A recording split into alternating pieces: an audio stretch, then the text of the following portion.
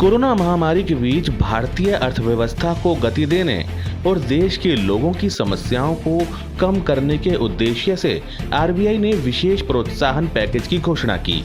27 मार्च के बाद 16 अप्रैल को दूसरी बार आरबीआई के गवर्नर शक्तिकांत दास ने देशवासियों को विश्वास दिलाया कि भारतीय अर्थव्यवस्था फिर खड़ी होगी।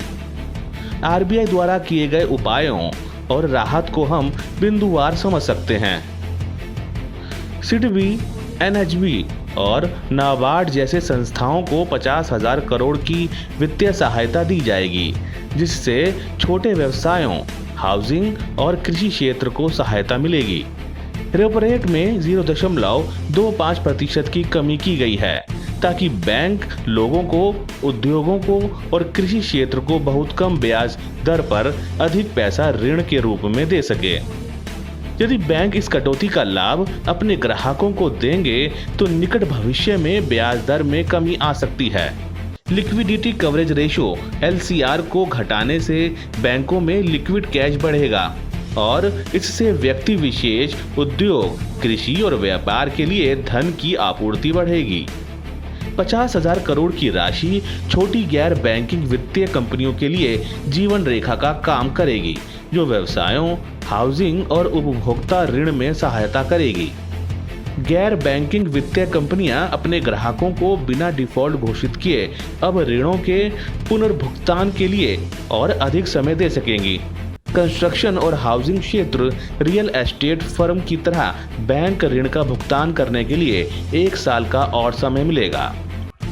राज्यों को भी हेल्पिंग हैंड दिया जा रहा है। WMA के अंतर्गत दिया जाने वाला एडवांस 60% किया गया है।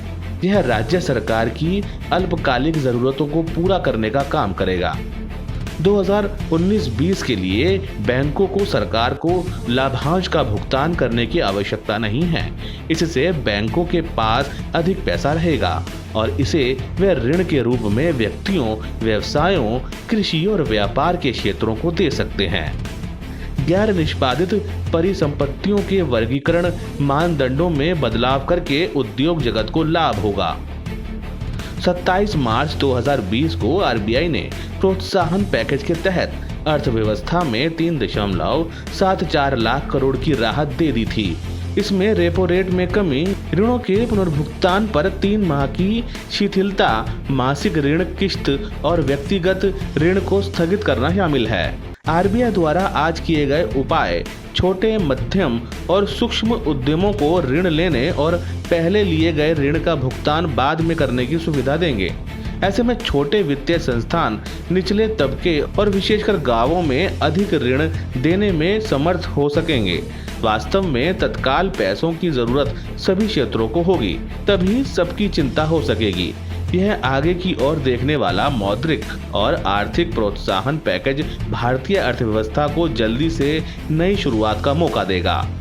अब जबकि भारत में 3 मई तक के लिए लॉकडाउन बढ़ा दिया गया है, अर्थव्यवस्था के सभी क्षेत्रों को मजबूती देने के लिए सरकार द्वारा घोषित 2 पैकेज और आरबीआई गवर्नर शक्तिकांत दास द्वारा किए गए ऐलान उम्मीद जगाते हैं। चाइनीज वायरस कोरोना के चलते पिछले 2 माह से बुरी तरह प्रभावित अर्थव्यवस्था को पुनर्जीवित करना लोगों के हाथों में ही है। उनमें किसान भी है, छोटे व्यवसायी भी, खुदरा व्यापारी भी हैं जो इसे मजबूत करेंगे।